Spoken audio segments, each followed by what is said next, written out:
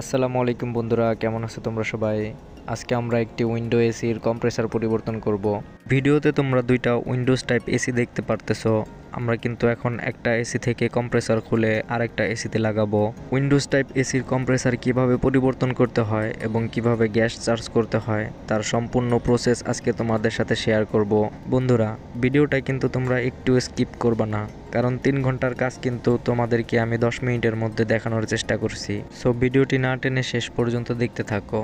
তো সর্বপ্রথম আমাদের কিন্তু কম্প্রেসারগুলো বডি থেকে আলাদা করে নিতে হবে এবং এটি আমরা খুব সাবধানে করব যাতে পাইপগুলো ড্যামেজ না হয়ে যায়। যতক্ষণে কম্প্রেসারগুলো আলাদা করব ততক্ষণ তোমাদের সাথে একটু গল্প করে নেই। বর্তমানে আমি কিন্তু মধ্যপ্রাচ্যের দেশ ওমানে অবস্থান করছি এবং এখানেই কিন্তু আমার কর্মস্থল। আর তোমরা কিন্তু সবাই জানো যে মিডল ইস্টের দেশগুলোতে কিন্তু প্রচুর পরিমাণে গরম পড়ে। গরমের দেশ হওয়াতে কিন্তু আমাদের রেফ্রিজারেশন সেক্টরে প্রচুর পরিমাণে কাজ হয়। আর কথাগুলো কিন্তু তোমাদেরকে এই কারণেই বলছি, তোমরা কিন্তু আমার ভিডিও ঠিকই দেখো, কিন্তু ভিডিওতে কিন্তু কোনো কমেন্ট করো না। এখন থেকে কিন্তু কমেন্ট করবা, বুঝছো? কারণ প্রতিদিন কিন্তু আমাদের হাতে প্রায় কম করে হলেও 8 থেকে 10টা কাজ আসে, আর এই প্রত্যেকটা কাজেই কিন্তু আমাদেরকে ভিন্ন ভিন্ন সমস্যার সম্মুখীন হতে হয়। সবগুলো কাজের ভিডিও কিন্তু আমাদের পক্ষে বানানো সম্ভব না। আর তাই তোমরা যদি কমেন্টের মাধ্যমে কোনো নির্দিষ্ট বিষয়ের উপরে জানতে চাও, আমি কিন্তু প্র্যাকটিক্যালি সেই বিষয়গুলো তোমাদের সাথে ভিডিওর মাধ্যমে শেয়ার করতে পারবো। আমি কিন্তু শখ করে ভিডিও বানাই, এমনটি না যে আমি তোমাদেরকে জ্ঞান দিতে আসছি। আমরা প্রতিদিন যে কাজগুলো করি তার থেকে সামান্য একটু তোমাদের সাথে শেয়ার করি, জাস্ট এটুকুই। সো এখন থেকে তোমরা যারা আমার ভিডিওগুলো দেখবা তারা কিন্তু অবশ্যই কমেন্ট করবা, যাতে করে তোমাদের চাহিদা অনুযায়ী ভিডিওগুলো তৈরি করতে পারি।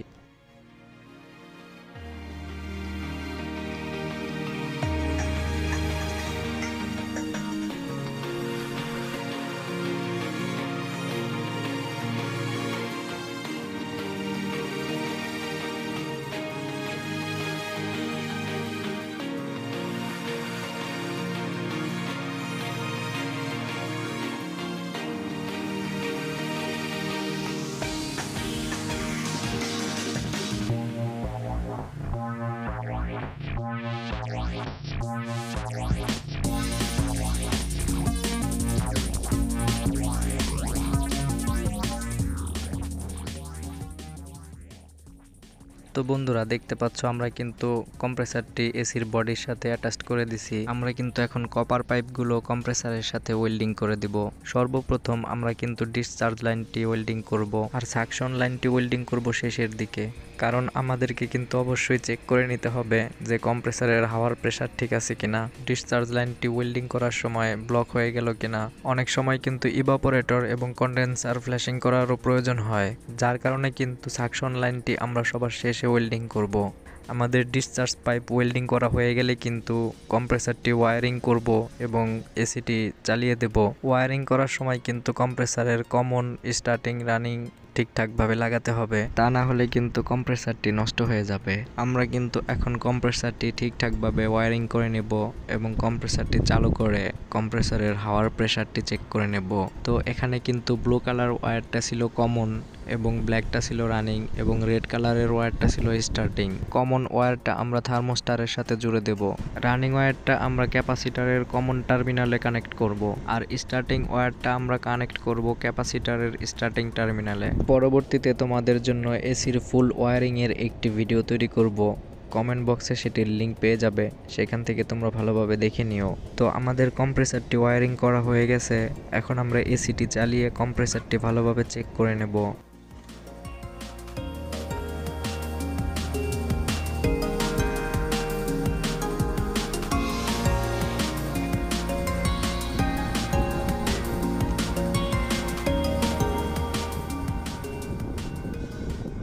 তো বন্ধুরা, দেখতে পাচ্ছ এসিটি কিন্তু স্টার্ট হয়ে গেছে। এখন কিন্তু আমরা কম্প্রেসারের প্রেসারটি ভালোভাবে চেক করে নেব। কম্প্রেসারের সাকশন প্রেসার এবং ব্যাক প্রেসার কিন্তু একদম পারফেক্ট। এখন কিন্তু আমরা সাকশন লাইনটি ভালোভাবে ওয়েল্ডিং করে দেব।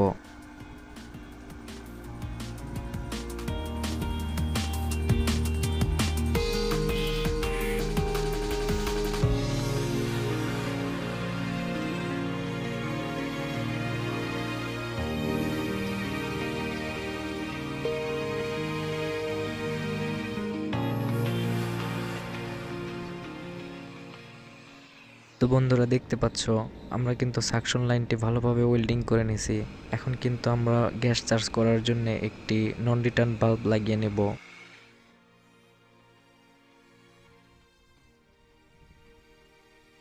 দেখতে পাচ্ছ বন্ধুরা আমাদের কম্প্রেসারটি কিন্তু সেটআপ করা হয়ে গেছে। এখন কিন্তু আমরা পুরো ইউনিটটিতে প্রেসার দিয়ে চেক করে নেব ওয়েল্ডিংগুলো ভালোভাবে হয়েছে কিনা এবং পুরো ইউনিটটিতে কোথাও লিক আছে কিনা।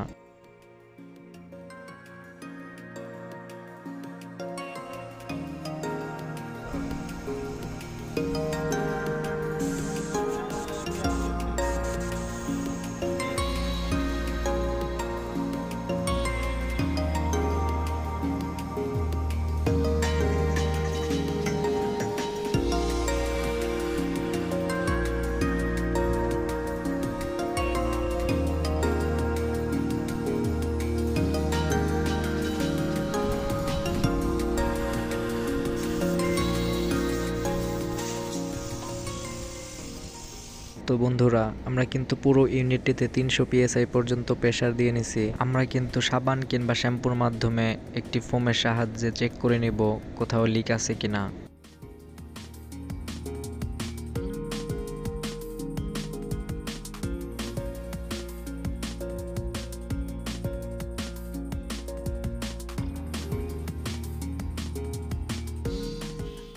তো বন্ধুরা দেখতে পাচ্ছ আমাদের ইউনিটটিতে কিন্তু কোথাও লিক নেই এবং ওয়েল্ডিংগুলো কিন্তু একদম পারফেক্টভাবেই হয়েছে। এখন আমরা প্রেসারটি ছেড়ে দেব এবং পুরো ইউনিটটি 20 থেকে 25 মিনিট ভালোভাবে ভ্যাকুয়াম করে নেব।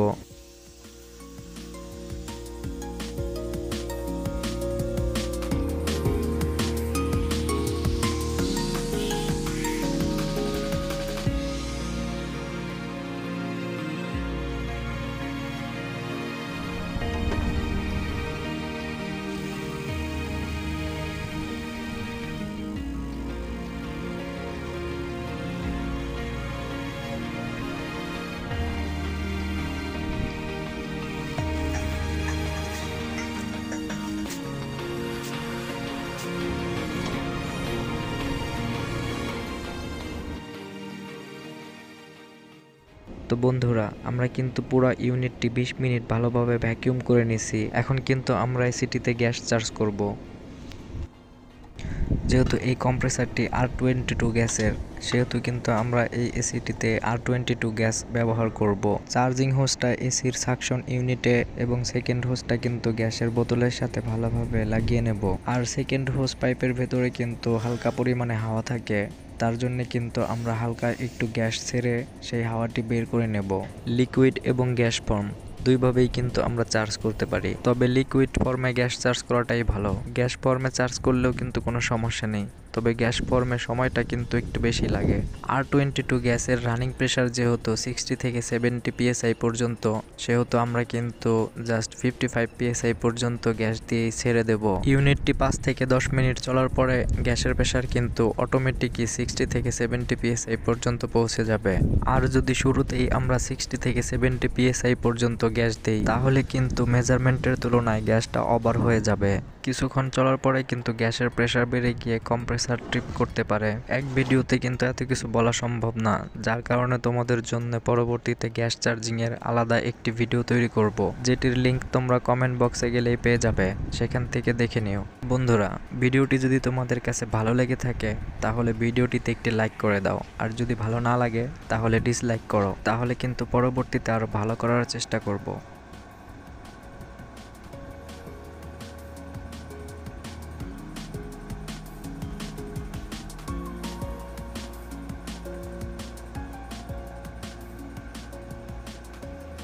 দেখতে পাচ্ছ বন্ধুরা আমাদের উইন্ডো এসিটি কিন্তু সম্পূর্ণভাবে রিপেয়ার করা হয়ে গেছে। এখন আমরা এসিটি ফিটিং করে দিয়ে কাস্টমারের কাছ থেকে টাকা নিয়ে চলে যাব। তো আজকের ভিডিওটি এই পর্যন্তই, দেখা হবে পরবর্তী ভিডিওতে। সেই পর্যন্ত তোমরা সবাই ভালো থাকো। খোদা হাফেজ।